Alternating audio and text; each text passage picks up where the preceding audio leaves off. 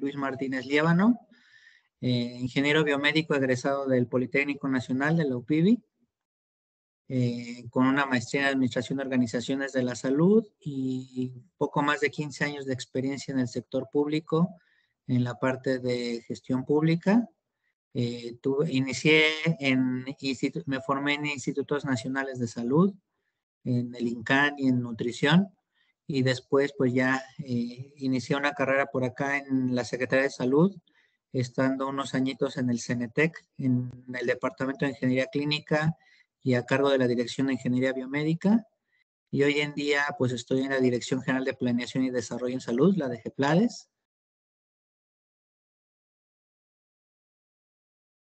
Encargado del despacho de la Dirección General, aquí de la DGPLADES. Pues muy divertido con toda esta parte de planeación y con un enfoque de planeación de infraestructura. Pues de manera general es eso. Hay algunas publicaciones que por ahí hemos realizado en materia de infraestructura en salud y pues completamente a sus órdenes para interactuar un poquito este día. No sé si ya directamente iniciamos con la presentación, algún otro protocolo o algo, Sergio, que quieras que comentemos. No, para nada, Luis. Ya con la experiencia que tienes es más que suficiente.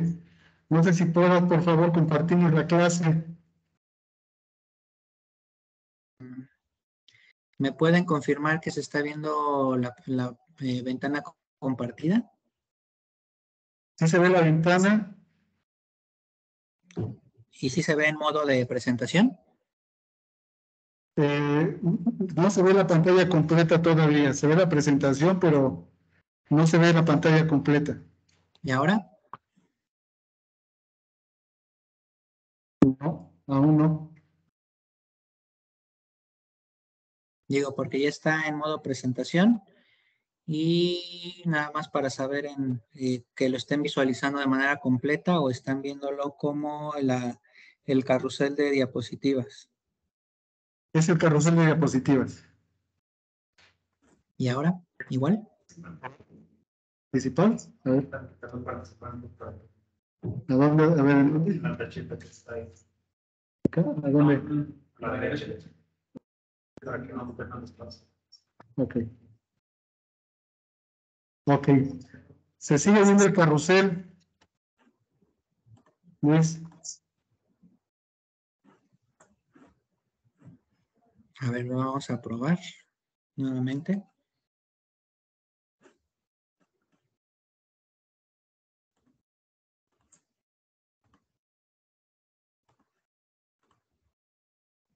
Ahí. Ahí ya se ve, Luis. Adelante. Perfecto. Bueno, pues hoy les voy a compartir sobre temas de planeación de infraestructura en salud. Voy a tratar de ser muy ágil en la presentación porque creo que a mí lo que me interesa más después es poder interactuar y si tienen alguna duda, algún comentario y enriquecer justamente este mecanismo o este tiempo de interacción. Hablar de planeación de infraestructura, pues quisiera partir de ver la planeación como un verdadero instrumento para la toma de decisiones. Esa toma de decisiones, pues que nos permita ordenar racionalmente actividades y recursos, en este caso de nivel sectorial, para mejorar la condición de salud de las personas. Así es como tendremos que ver la planeación desde una perspectiva muy amplia. La planeación en salud debe ser racional, eficiente y efectiva para que nos pueda, a partir de ella, delimitar las políticas, recursos y herramientas necesarios con este fin último, mejorar el estado de salud de la población. Esto es algo en lo que hago mucho énfasis siempre, porque hay veces que nos perdemos en la generación de políticas, de estrategias, de algunas cosas, pensando únicamente en el proyecto y no en el fin último. Y el fin último de todo lo que hagamos tiene que ser el mejorar el estado de salud de la población. ¿Para qué nos sirve la planeación? Pues para hacer un equilibrio, un balance entre las principales problemáticas que no son algo ajeno o algo que no conozcamos. Muchas veces las problemáticas que tenemos en materia de infraestructura es un desequilibrio entre lo técnico y lo político. hay una desconexión entre lo planeado y lo ejecutado. Una cosa es que hagamos una excelente planeación, pero después resulta que la ejecución es diferente. Y en nuestro sistema de salud totalmente fragmentado, pues también tenemos la complejidad de la diversidad de políticas institucionales. La planeación y los elementos técnicos que tenemos que hacer o que tenemos que poner en juego nos tienen que servir para balancear esta cuestión de consideraciones políticas con un sustento técnico que permita hacer el balance. Hay que mejorar la función de planeación a partir de una rectoría eficaz, criterios racionales y políticas integradas. Estos son los elementos importantes al momento de hablar de planeación y planeación de infraestructura. Ahora bien, yo les decía que el fin último es mejorar la condición de salud de la población. Eso quiere decir que debe haber un modelo de atención en el centro, donde tengamos perfectamente visualizadas las personas como el centro y el eje de todas las actividades que realicemos. Por lo tanto, elementos como atención primaria de salud deben de ser fundamentales en toda la serie de ejercicios y elementos que hagamos en torno al mejoramiento de infraestructura. Por lo tanto, tenemos muchas veces que reformar la manera de pensar con una visión de fortalecer la efectividad de las intervenciones y la productividad de los servicios. En materia de infraestructura, muchas veces lo que vemos es tener consultorios, tener hospitales y cuantificamos en el número de camas, en el número de quirófanos, en el número de equipos que tenemos. Sin embargo, por sí mismos, las camas, los servicios, los quirófanos, los equipos médicos, por sí mismos no brindan la atención. No nos sirve de nada tener una gran disponibilidad de camas si no tenemos a los médicos que están para atenderlos, al personal de enfermería. No me sirve de mucho tener grandes equipos si no tengo la infraestructura de respaldo adecuada y que estén trabajando de manera eficiente. Por lo tanto, necesitamos tener un marco regulatorio apropiado para la prestación de los servicios. Tenemos que ver cómo utilizar la tecnología y los diferentes elementos de infraestructura para extender y alcanzar la mayor cobertura de servicios de salud. En materia de calidad, tenemos que enfatizar a que la atención de salud es una cuestión muy particular en donde sí podemos generalizar cosas, pero los padecimientos muchas veces son específicos y ante esa gran gama de atenciones tenemos que homologar y tenemos que ir caminando para brindar los mejores servicios de manera eficiente. La calidad debe ser una cuestión de política de Estado, calidad en salud en todas las políticas, en donde podamos ver que la prestación de servicios sea acorde a las necesidades propias de cada población, de cada segmento de población. Tenemos que estar muy enfocados y tener siempre en el centro a las personas.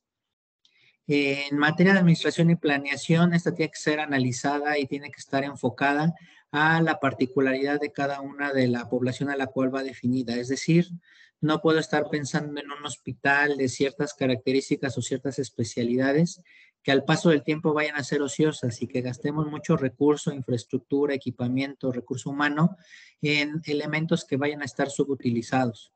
Tenemos que trabajar en una mayor cercanía con la necesidad de la población.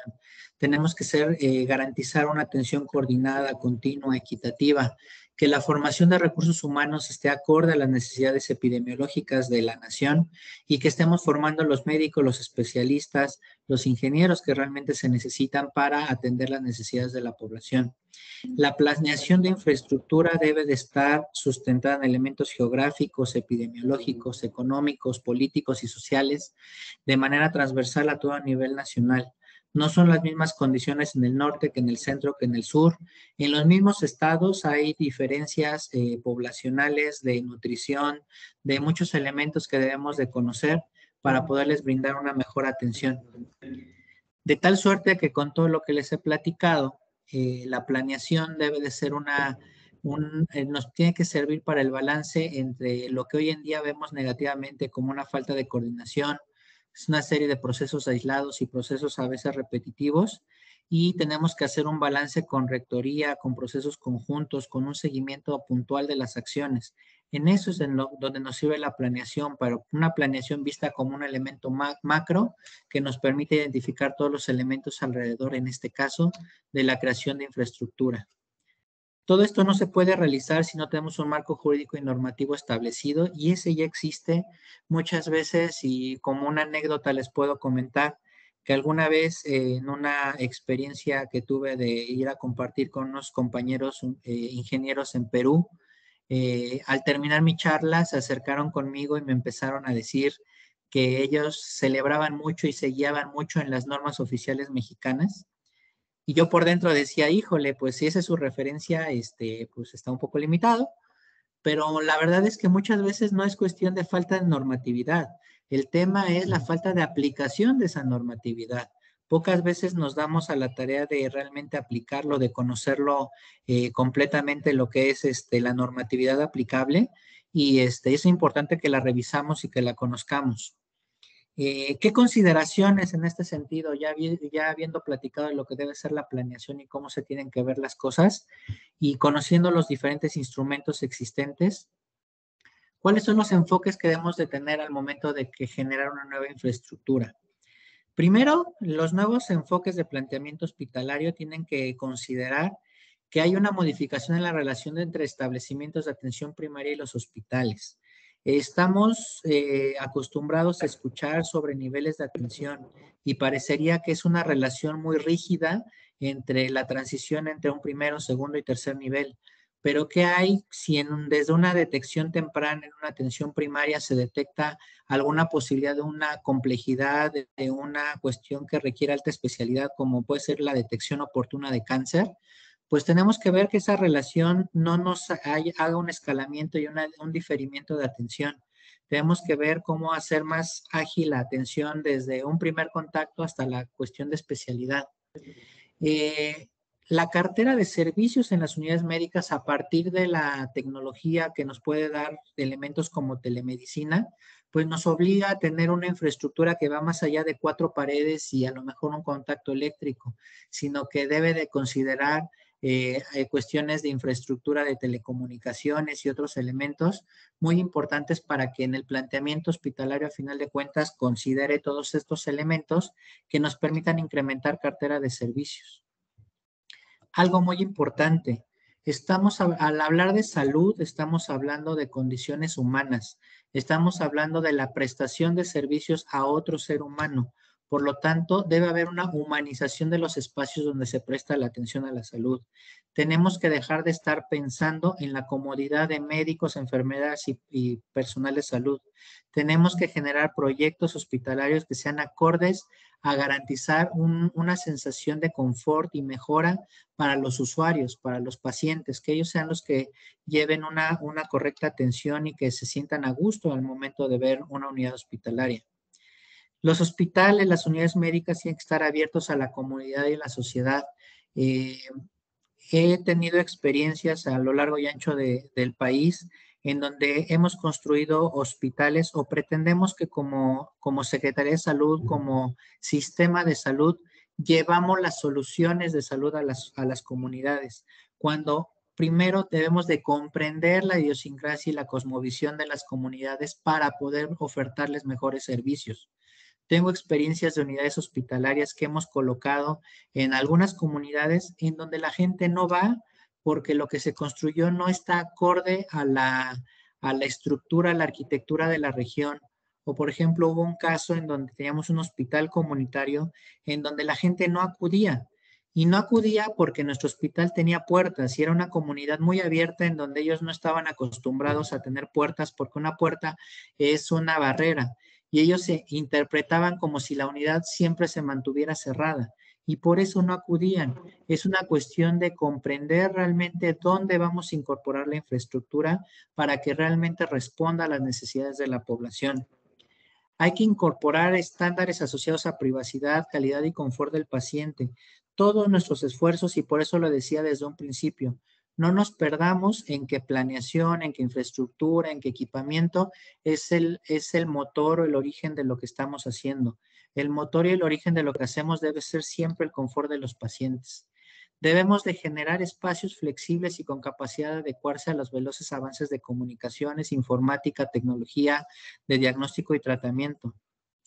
El diseño del espacio de diagnóstico debe ser abierto y que facilite la incorporación rápida de nueva tecnología resolutiva. Si estamos avanzando de manera impresionante en materia tecnológica, también nuestros espacios hospitalarios tienen que ser flexibles y tienen que garantizar que pueden ser adaptables a las necesidades continuas de infraestructura.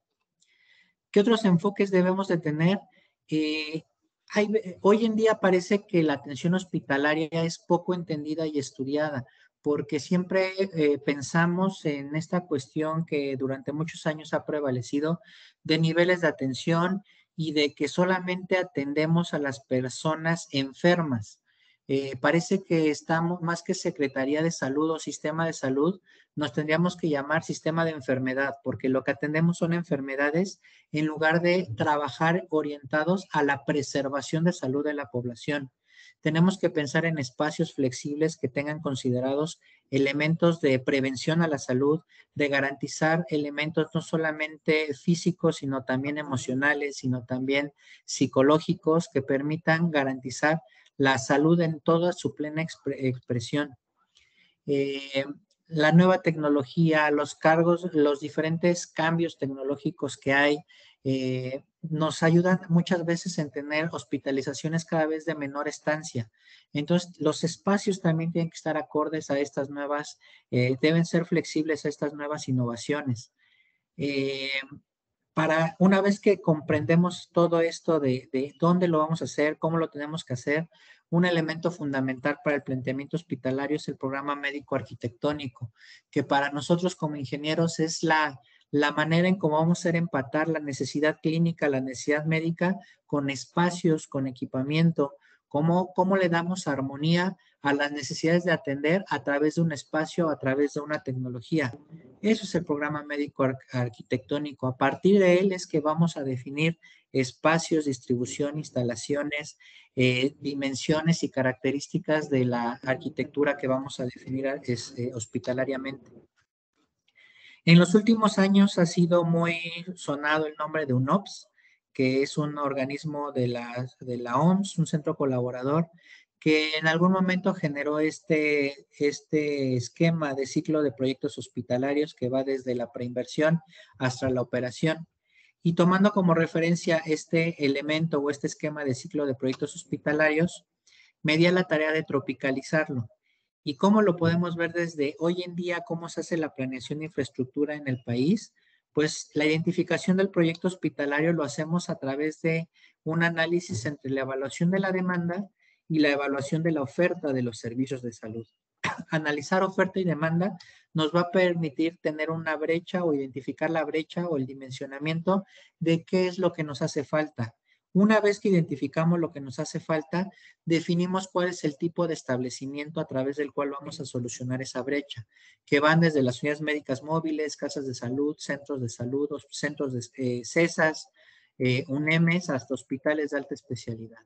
Una vez que definimos este tipo de establecimiento, más allá de preinversión, más allá de la etapa de planeación, tenemos que definir este programa médico arquitectónico que les mencionaba previamente, el cual debe estar acorde a la legislación, normas, lineamientos y reglamentos, para a partir de ello hacer la elaboración de la propuesta de los tipos de servicios de salud. Ya sabemos lo que necesitamos, a través de qué lo vamos a hacer y vamos configurando el proyecto.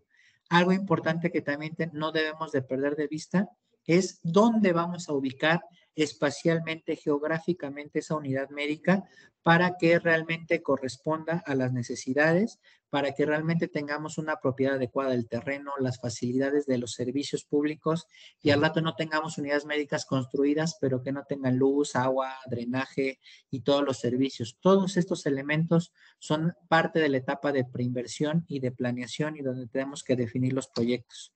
De ahí nos vamos a la etapa de inversión, donde hacemos la elaboración del expediente técnico, el estudio definitivo de diseño de la construcción del hospital, el cual debe de ejecutarse a través de esta etapa de inversión, con guías de mantenimiento de infraestructura, con un manual de mantenimiento de equipo, ejecutar esa obra acorde a todos estos requerimientos de fabricantes, de especificaciones técnicas, de lineamientos de cuestiones de materiales y demás, con una ambientalización y señalización adecuada, acorde a las necesidades de la población.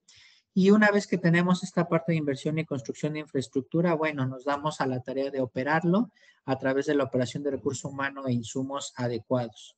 Todo este proceso de preinversión hasta operación debe estar sustentado siempre en la política, del sistema y la planificación sanitaria, en un buen diseño, una buena ejecución y sobre todo garantizar que la infraestructura hospitalaria que vamos a generar o infraestructura médica sea sostenible y al paso del tiempo lo podamos seguir haciendo. Y esto se va ejecutando y esto es a través de la gestión de mantenimiento de infraestructura y equipamiento.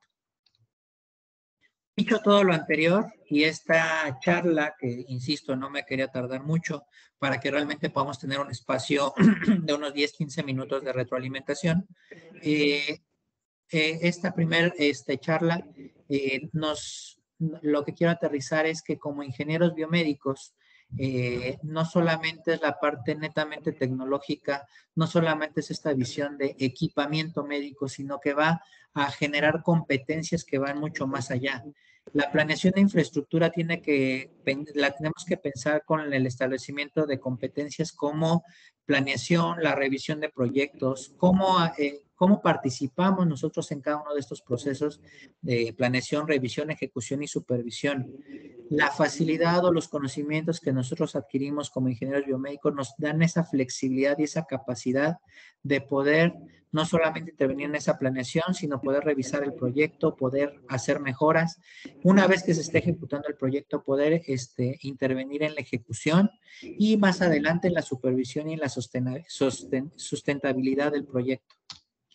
¿Cuáles son las consideraciones finales con las que quisiera cerrar esta primer charla?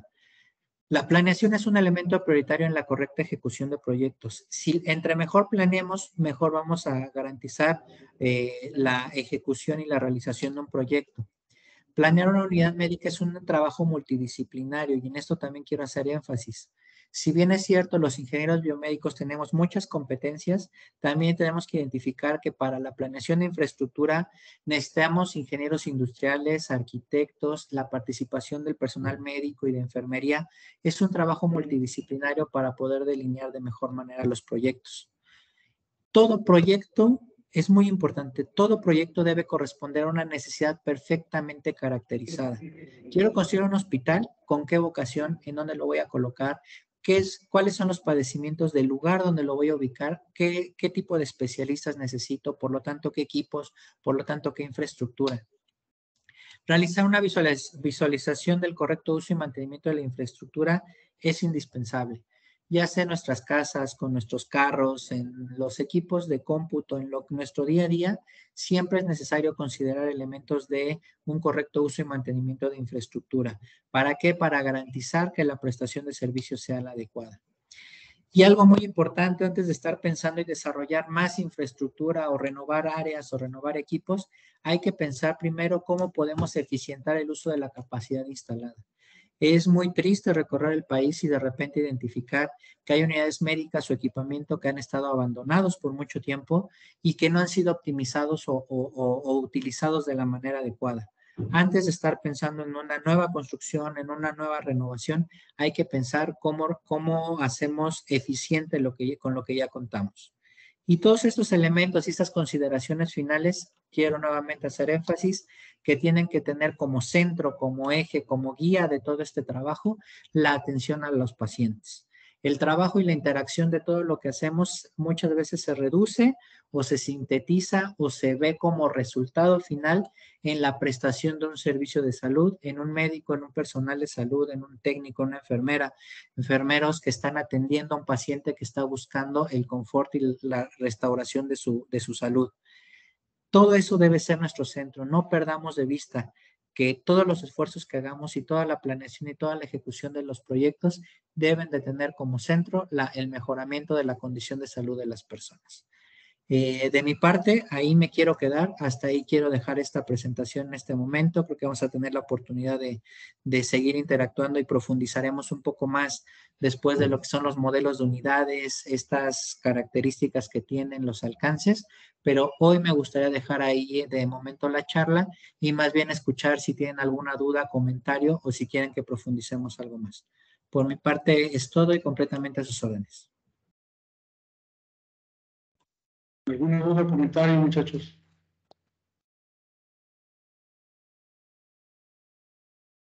Me hizo una pregunta, por ahí hay varias dudas que son comunes en los alumnos, porque me comentaba por ahí un alumno, es que yo soy muy bueno para poder hacer ecuaciones diferenciales, electrónica, etcétera, etcétera.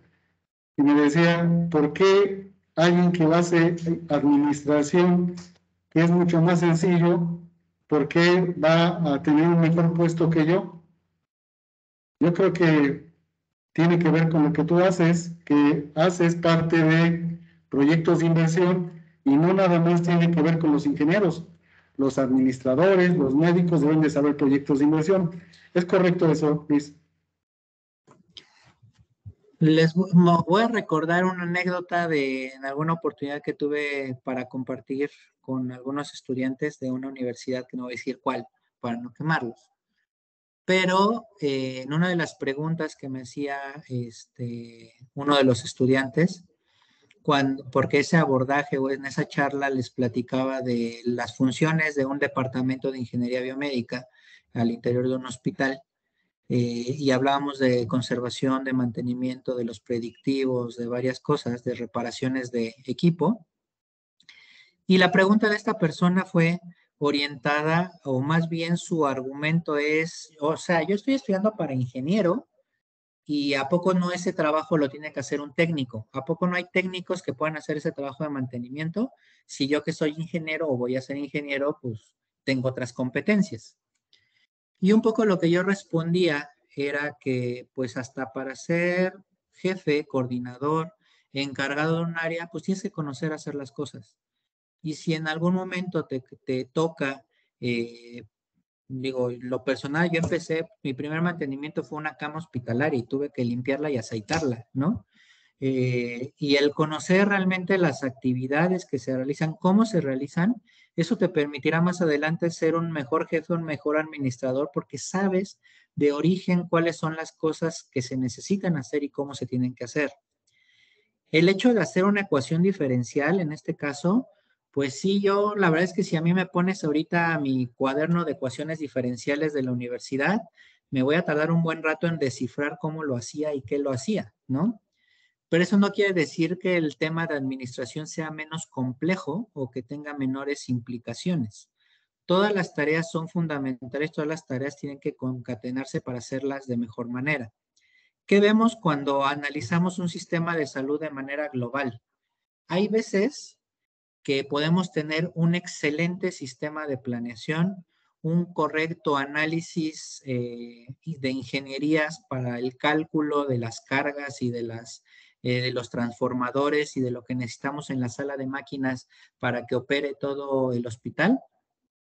Pero si el administrador no hizo una correcta gestión de la administración del transformador adecuado para que se adquiera en tiempo y forma y se coloque donde se tiene que colocar, pues no funciona nada, ¿no? No, la verdad es que a mí no me gustaría entrar en esta discusión de qué es más o menos importante, quién tiene más o menor crédito en la realización de una tarea. Yo sí me aboco mucho a que es un trabajo multidisciplinario donde todos tenemos competencias y donde todos tenemos responsabilidades. Y la verdad es que hay muchas cosas que parecen sencillas, pero al momento de gestionarlas y realizarlas requieren ciertas competencias muy particulares. Lo bonito de nosotros como ingenieros biomédicos es que tenemos esa flexibilidad y podemos dentro de un hospital entender en la sala de máquinas todo el cálculo de insumos, de abastecimiento eléctrico, neumático y demás.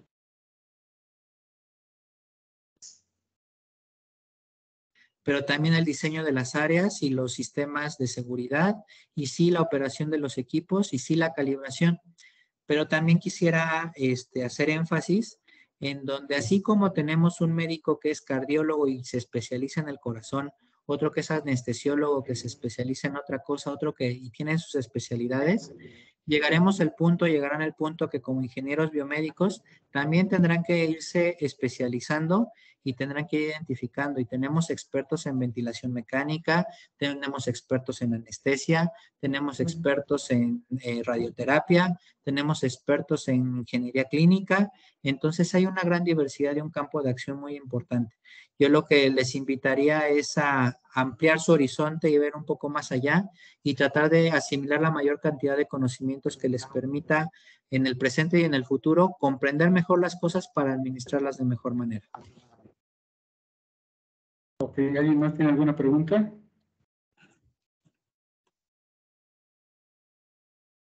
Quisiera saber si hay como trabajos en marcha acerca de toda la infraestructura para la telemedicina, ya sean instituciones públicas o privadas. A ver, si quieres, pásale acá porque sí, Casi no escuché, que si hay trabajos en curso, ¿en qué, perdón? Luis. Hola, buenas tardes. ¿Me escucha? Sí, ahí escucho mejor, gracias. Ok.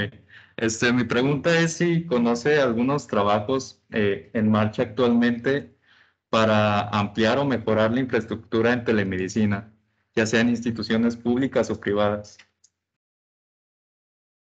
Bueno, te diría que al interior de la Secretaría de Salud tenemos una dirección de área que es la Dirección de Telesalud, en donde se impulsan todos estos proyectos.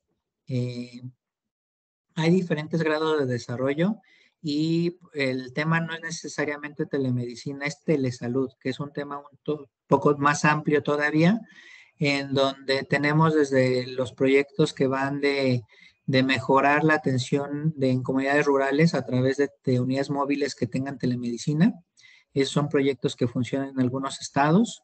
Y también tenemos el tema, por ejemplo, ahorita con COVID, lo que nos funcionó mucho fue teleconsulta y también la cuestión de teleeducación, porque de esa manera se pudieron compartir muchas experiencias entre especialistas y que favorecieron el mejorar tratamientos y el mejorar el abordaje del tema de COVID.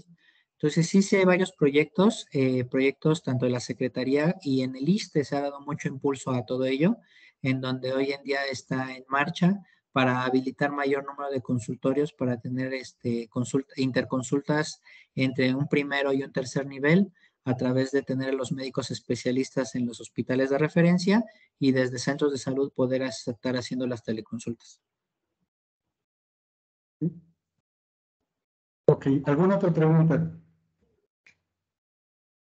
Una pregunta, Luis. De hecho, esa parte sí me gustaría que se las aclararas a los muchachos, porque en muchas ocasiones el marco normativo regulatorio no lo quieren ver.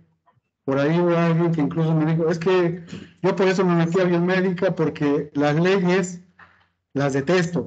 La pregunta es, ¿como biomédicos tienen que ver un marco normativo regulatorio en algún momento? Siempre, en todo momento. La parte normativa y regulatoria es muy importante y en todo momento. Digo, por ejemplo, en materia de instalaciones y de infraestructura hospitalaria, la NOM 001 de la Secretaría de Energía, que tiene que ver con instalaciones eléctricas, es un tomo así de grueso, la pura NOM 01 de instalaciones eléctricas, y tiene un apartado y un capítulo específico de instalaciones eléctricas en materia de salud, de establecimientos o recintos de salud. ¿Por qué? Porque no es lo mismo una instalación eléctrica de un hospital que de un hotel o de una casa habitación. ¿Por qué? Porque tenemos elementos de microshock, macroshock y garantía de seguridad de vida que debemos de considerar. Si quieren estar en el ámbito privado de venta de equipos y dispositivos médicos, pues hay un marco regulatorio para ello.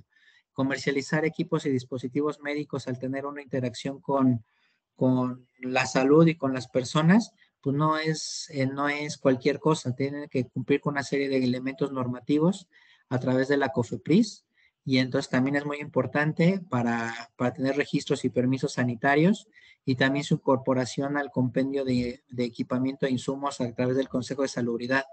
Y estoy, por ejemplo, ahorita mencioné Secretaría de Energía, COFEPRIS, Consejo de Salubridad, son elementos, instrumentos regulatorios y normativos que debemos de cumplir y que debemos de conocer, por decir algunos. Preguntas, muchachos. Adelante, pásale acá, porque si no...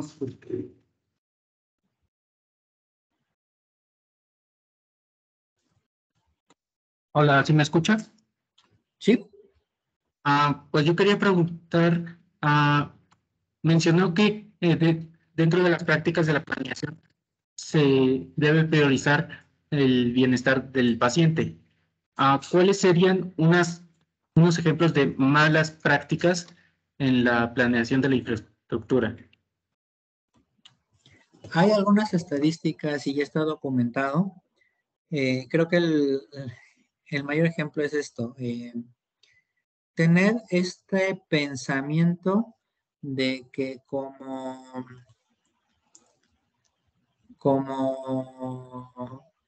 sistema de salud somos nosotros los que vamos a responder o vamos a llevar las soluciones a las comunidades, es una idea muy equivocada. Llegamos a la comunidad y vamos a establecer un hospital, un centro de salud con el cual se van a atender y van a sanar y van a estar bien y gracias a eso se van a recuperar. Y no entendemos que hay comunidades que están perfectamente organizadas, que tienen usos, costumbres, una cosmovisión completamente diferente a la de nosotros y que saben atender sus temas de salud. Entonces buscamos nosotros imponer cuando más bien tenemos que comprender. Tenemos que entender y ver cómo poder interactuar con ellos. Y está documentado realmente las condiciones de salud en una comunidad, el impacto de los servicios de salud es alrededor del 20% del impacto de salud en una comunidad. El resto son elementos elementos sociales, de una buena interacción, de un ambiente sano, de una buena alimentación, de muchos otros componentes que hay alrededor del tema de salud. Se los decía en la charla, hemos confundido y parece que nos enfocamos a la enfermedad y no nos enfocamos a la salud.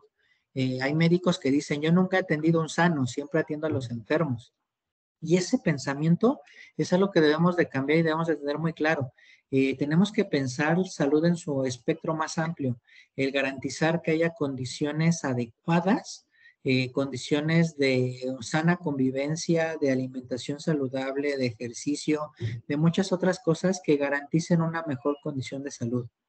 Malas prácticas también, por ejemplo, las tenemos cuando pensamos en hacer una unidad de atención geriátrica o para adultos mayores y no consideramos ponerles rampas, no consideramos ponerles accesos más para silla de ruedas, en donde no consideramos que haya pasamanos, que en los sanitarios tengan una altura diferente para que el sentarse y pararse para un adulto mayor sea más sencillo. Esas son malas prácticas, cuando realmente no estamos pensando en la comodidad o en la utilidad para los usuarios, sino en otras cosas. Uno de los ejemplos más claros también de esta cuestión de falta de sensibilidad o conceptualización de las necesidades del paciente, la tenemos en las mesas obstétricas. La atención de parto a través de una mesa obstétrica lo que favorece y lo que cuida es el confort del médico que puede estar sentado tranquilamente con la pobre paciente con las piernas abiertas y en una posición incómoda empujando para tener a su bebé. Cuando hay mesas de parto tradicional cuando la naturaleza misma al paso de los milenios y de la especie humana nos ha llevado a que el parto vertical es la mejor manera de tener a un bebé, ¿no? Entonces, ese tipo de cosas no las conceptualizamos, pensamos en el confort del médico y no pensamos en el confort de las pacientes, ¿no? Ese tipo de cosas es cuando perdemos de vista la orientación para quienes nos debemos. Preguntas, muchachos.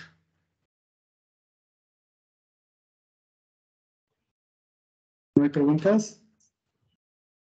Se aburrieron mucho y por eso no tienen preguntas. ¿O quedó todo muy claro? Como siempre, no te preocupes, Luis. A ver, nada más, les comentaba, en el caso, hay algunos casos que me han pasado, sobre todo con los alumnos que me van y me preguntan cosas. Más adelante vamos a ver seguramente algunos casos, pero ahorita hablabas de la norma de la 001 son más o menos 1000 páginas. La conozco la norma. También conozco el apartado de los hospitales. Y por ahí, en alguna ocasión me decía un alumno que estaba aquí en el hospital, en X hospital, me preguntaba que si llegaba a fallar la energía eléctrica, que falló en algún momento, que si tenía alguna responsabilidad. Pero imagínate, a mí en alguna ocasión la resonancia magnética, cuando estaba como biomédico en el hospital regional, se empezó a botar el chile, nada más empezó a botar, empezó el pollo de la resonancia magnética, se paró, y me hablaron de Siemens, que qué era lo que le estaba pasando. Y entonces pasaron alrededor de 15 días, se vació, quedó poco arriba del 60% el gas de la resonancia.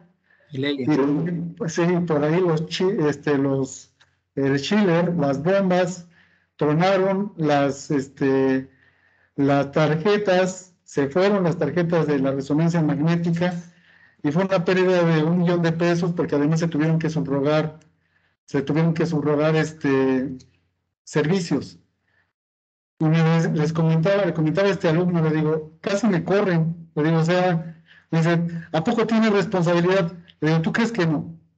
Entonces, no sé si les puedas hablar un poquito al respecto de eso, Luis, tú que estás metido precisamente en todo ese tipo de cosas. Les voy a platicar una anécdota. Alguna vez cuando trabajaba en nutrición, en el Instituto Nacional de Nutrición, de Ciencias Médicas y Nutrición, tenía unos alumnos y fuimos a dar un recorrido por las diferentes áreas del hospital y les explicaba el trabajo de lo que teníamos que hacer como biomédicos, de hacer todos los días una revisión y un recorrido por las diferentes áreas y garantizar que los equipos, sobre todo en áreas críticas, estuvieran operando de buena forma. De pronto era ver que los desfibriladores tengan carga, que estuvieran funcionando, que sí se estuvieran cargando las baterías, que los equipos, los ventiladores o los monitores, si se presentaba un trazo raro, ver que el problema pues si era el paciente o el equipo, ¿no? Y garantizar todos los días que las cosas estuvieran funcionando bien. Y la verdad es que yo estaba muy emocionado en el recorrido explicando cada una de las áreas y lo que teníamos que hacer, porque era la primera vez que estos alumnos tenían oportunidad de estar en un hospital y ver las cosas como en vivo y a todo color.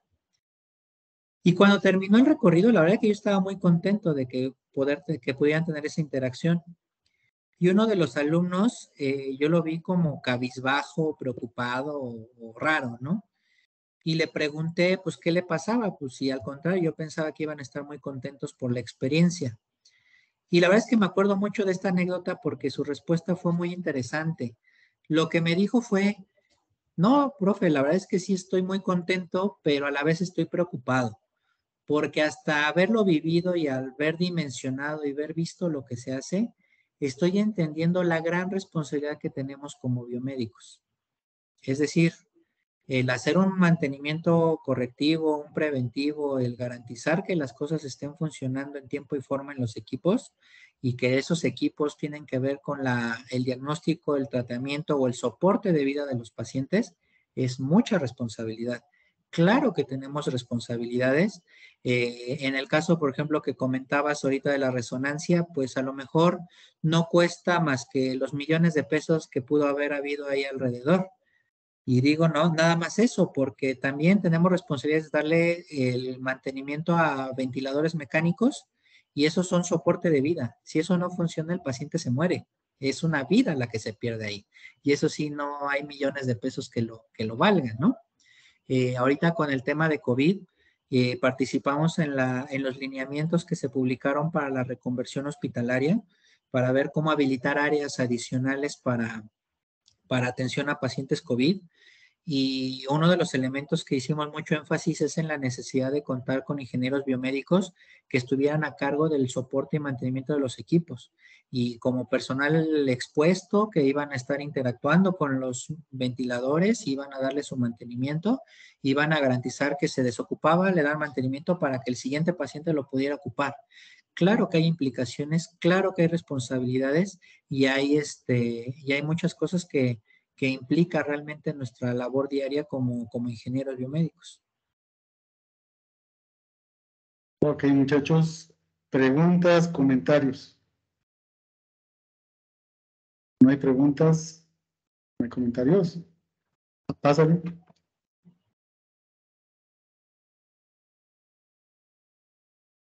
Buenas tardes. La pregunta radica sobre lo que acaba de decir. Por ejemplo, si un equipo está en comodato, ¿la responsabilidad es propia del ingeniero, aparte de quien realizaría el mantenimiento, o de, por ejemplo, la empresa o el otro hospital que pues sí que hizo la presta del equipo? Gracias. Pues ahí depende del mecanismo de contratación. Si estamos hablando de comodato, el responsable es la empresa, porque el ingeniero lo que garantiza, y digo, el ejemplo más claro son las bombas de infusión. Esas en el comodato se garantiza los consumibles, ¿no? Y que estén operando. ¿Qué es lo que sí tiene como responsabilidad el ingeniero? Pues hacer la revisión diaria y el predictivo y ver si algo está funcionando, si está cargando la batería, si están funcionando bien o no, y hacer el reporte correspondiente. Pero en ese tipo de contratación, pues la responsabilidad es de las empresas donde se está acomodatando el equipo. Ok, muchachos, señoritas, ¿alguna otra pregunta? ¿No? Vamos a darle un aplauso al ingeniero.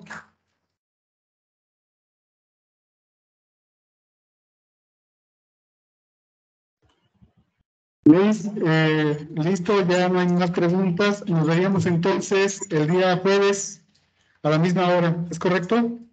Correcto, ahí estamos en comunicación. Vale, pues un abrazo. Saludos, Miguel. Un Gusto. abrazo. Gracias, un saludo, espero haber sido de utilidad y cualquier cosa a sus órdenes. Muchísimas gracias. Bye. Saludos, saludos. Sale Miguel, cuídate. Bye. Saludos, Miguel. Bye.